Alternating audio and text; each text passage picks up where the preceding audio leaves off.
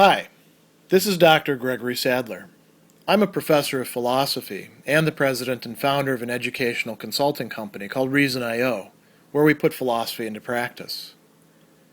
I've studied and taught philosophy for over 20 years, and I find that many people run into difficulties reading classic philosophical texts.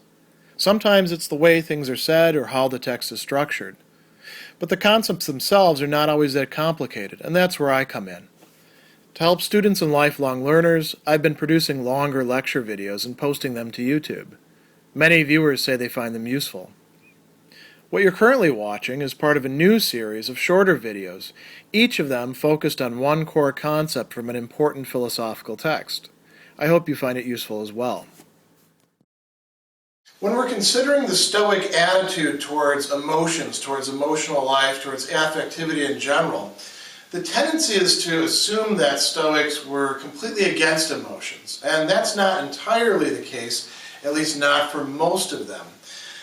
Going a little bit further, what we see happening in Epictetus's own discussions of this is that there is one particular kind of affect that he focuses on. It's called philostorgia in the Greek, but we translate it as something like familial affection. So think about the affection that parents have for their children when things are actually the way they ought to be. Granted, not every parent is like that, as Epictetus is very clear about in other parts. But he does see this as something natural. He's not the only Stoic who talks about this as well, but he has a whole chapter on it in Book 1. Chapter 11 is devoted to philostorgia. He also has a very important set of remarks when he is criticizing the Epicureans in Book 1, Chapter 23. So, what should we make of this? The context of this is that a man comes to Epictetus, and Epictetus says, "Oh, you're a married guy. What's that like? Is it pretty good?" And the guy says, "Oh, it's terrible. Just for an example, my daughter is sick and I just couldn't, I feel so much affection for her, I couldn't bear to be in the room, so I left." And Epictetus says, "Well, that's a little strange. Are you sure that what you're talking about was the right thing?" And the dad says, "Well, it was the natural thing. Lots of dads do that sort of thing." And then Epictetus says, "Okay, so we need to think about this." The father is saying that he is motivated by this emotion of philostorgia, or this attachment, familial affection, that essentially drives him away from his child in her time of trouble, in her time of need. And Epictetus is going to say, look, you are not actually acting on that basis at all. But let's see what he has to say about that. So, from a Stoic perspective, the question then is this affect legitimate? Is this the sort of thing that we ought to be feeling? Or if it's not the sort of thing that we ought to be feeling and we are feeling it, should we ignore it? Should we try to suppress it? And Epictetus says, no, we ought to be feeling it rightly. We ought to be feeling genuine philostorgia, not passing off other things as that. So, here's the way to frame this question as far as Epictetus is concerned. Is feeling and acting on this emotional state, is it the right thing to do? And is it the natural thing to do?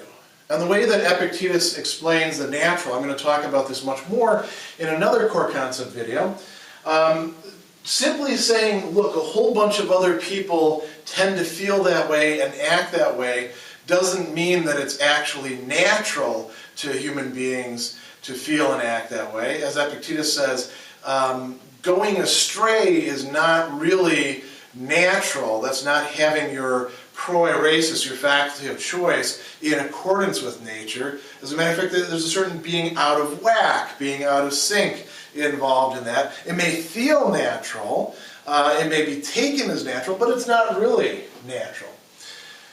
And in that discussion about the Epicureans, saying here's what's wrong with Epicurean philosophy in Book 1, Chapter 23, he does say that philostorgia is natural in one sense. That now, it's not completely clear that he really is asserting that this is the case in every case, because obviously if it was, he wouldn't be talking about bad parents.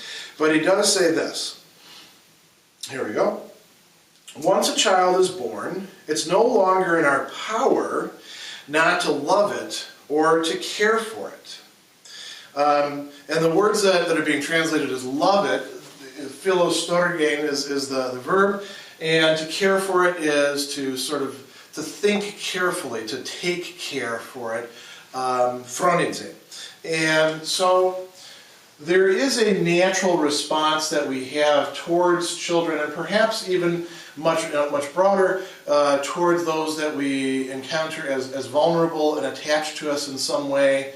Perhaps this feeling of philostorgia could be extended, quite wide within a family, a group of people living together. And Epictetus is saying that it is natural in that sense. It also is natural in another sense, which aligns it much closer to being right, to being orthos, to being correct. And with this, he talks about it in terms of it being reasonable and right. Another way to think about this is it fits the role that the person has. If you are a parent, part of your role is to take care of and to feel affection towards your children. And in return, children ought to feel a similar type of affection towards their parents. Siblings ought to feel affection towards each other. Husband and wife ought to feel that sort of thing in ancient times. This is saying that there's something going on within the household, within the family, that makes this not only legitimate, but what is to be desired from a Stoic perspective. So there is a nice long discussion in there that I'm not going to go into in full, but he says, he leads this man who he's trying to set on the right path. He says, does family affection seem to you to be in accordance with nature and good? And the guy says, yeah, okay. Well, what then? Is it possible, while family affection is in accordance with nature and good, that which is reasonable is not good? He says, no, that's not the case. So that which is reasonable is not incompatible with family affection. He's getting him halfway there now. It is not, I think. Otherwise, when two things are incompatible and one of them is in accordance with nature, the other must be contrary to nature. Must it not? So he says, yes. Well, whatever, therefore, we find to be at the same time both affectionate and reasonable, this we confidently assert to be both right and good. So, familial affection, when it's being done in the proper way, not like crazy, I'm going to just throw myself down a well because I'm worried so much about what you think of me, or that's not really familial affection. Throwing a giant Sweet 16 party for spoiled kids, that's not familial affection the way Epictetus is talking about it. Familial affection is something much easier to feel and to act upon. But it is reasonable and it is right. Now he talks to the man. This gets us to the last and most important point about this. What is not familial affection? Leaving your sick child because you feel some sort of negative affect to go off and be like the other dads who can't be in the room while the child is sick, that is not familial affection. That is something quite different. And Epictetus, invites the man to think about that.